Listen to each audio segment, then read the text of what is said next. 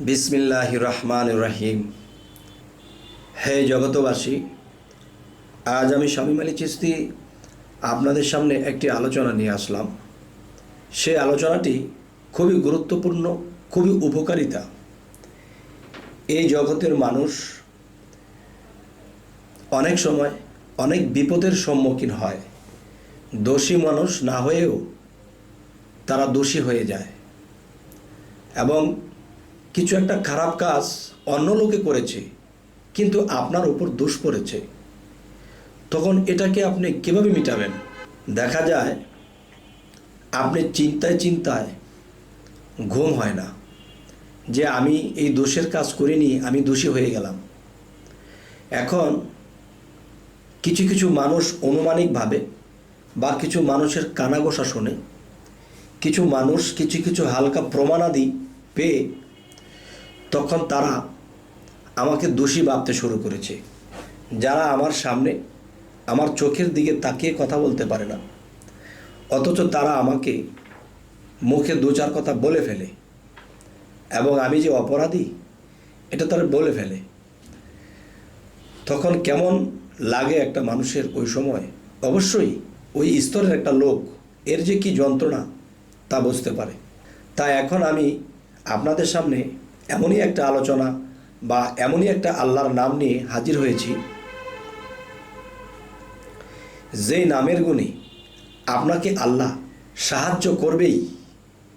যদি আল্লাহ ওই নামে আপনাকে সাহায্য না করে, তাহলে আল্লাহর ওই নামের কলঙ্ক হবে।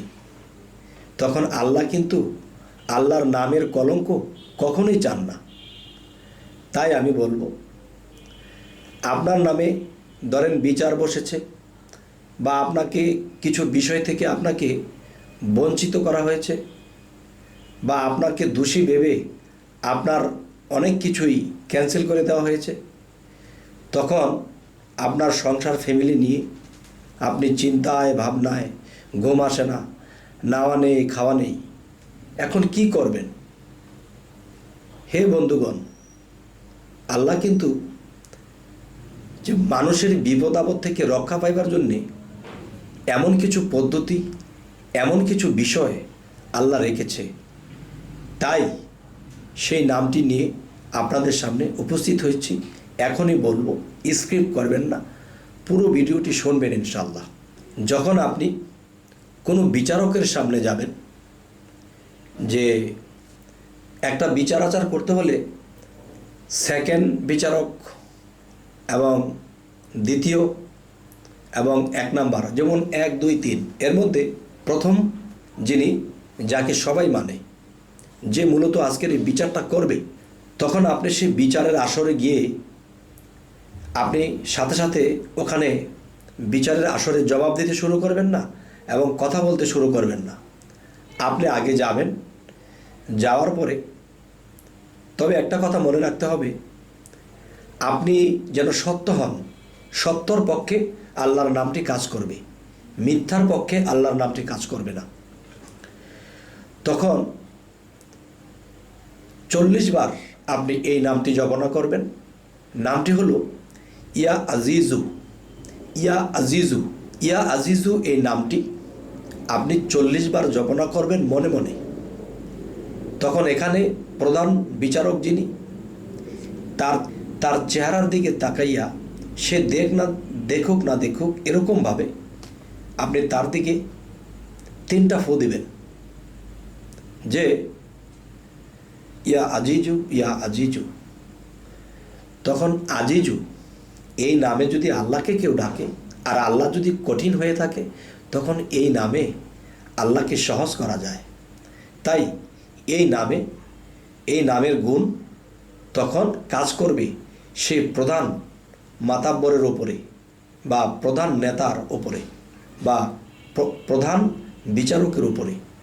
এই আজিজু নামের গুণ ক্ষমতা যখন ওখানে আল্লাহ ঢেলে দেবেন এই নামের গুণে, তখন সে আপনার প্রতি নরম হয়ে যাবে।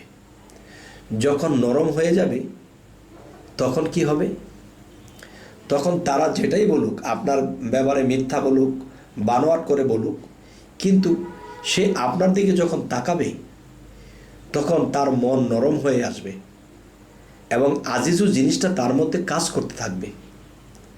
তখন কি হবে জানেন? তখন তিনি সূক্ষ্ম বিচার করবেন, সমস্ত প্রমাণাদি দেখে তিনি সূক্ষ্ম বিচার করবেন।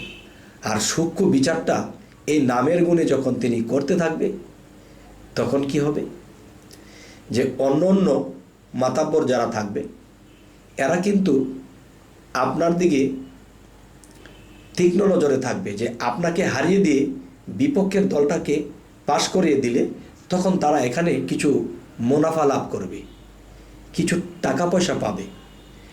এখন যাকে আজিজু নামের ফু দেওয়া হয়েছে, এখন তিনি তো টাকা পয়সা পাবে না ঘুষ খাবে এই চিন্তা তার মধ্যে থাকবে না। সে এমন নরম হবে এবং শীতল হয়ে যাবে। তখন কি হবে? তখন দেখবেন সে আপনার পক্ষে কথা বলতে শুরু করেছে। সুবহানাল্লাহ! আল্লাহর নামের যে ক্ষমতা, আর এটা পরীক্ষিত, এটা হবেই। আমি শামীম আলী চিশতি আল্লাহর এই আজিজু নামের উপর ভরসা রেখে আপনাদের সামনে এই আলোচনাটি তুলে ধরলাম। তবে এই আলোচনাটি বারবার শুনে আপনারা অবশ্যই এটাকে শিখে নেবেন, এটার কৌশলটা জেনে নেবেন। আমি কি আবার বলবো যে 40 বার এই নামটি জপনা করে বিচারকের সামনে যাইয়া, সে প্রধান বিচারক যিনি, তার দিকে তাকাইয়া 40 বার জপনা করার পরে তার চেহারার দিকে তাকাইয়া 3টা ফু দিবেন, যেন সে বুঝতে না পারে। তখন সে আপনার পক্ষে এসে যাবে। আর আপনি এত বড় বিপদগ্রস্ত ছিলেন, এই আজিজ ও নামের গুণে আপনি রক্ষা পেয়ে যাবেন। তবে হে জগতবাসী, যদি আমাদের এই আলোচনা আপনাদের ভালো লাগে অবশ্যই সাবস্ক্রাইব করে নেবেন, পরবর্তীতে আলোচনাটা ছাড়লেই যেন আপনার কাছে চলে যায়। তো সকলে ভালো থাকবেন। আজ এ বলে রাখবো। আল্লাহ হাফিজ।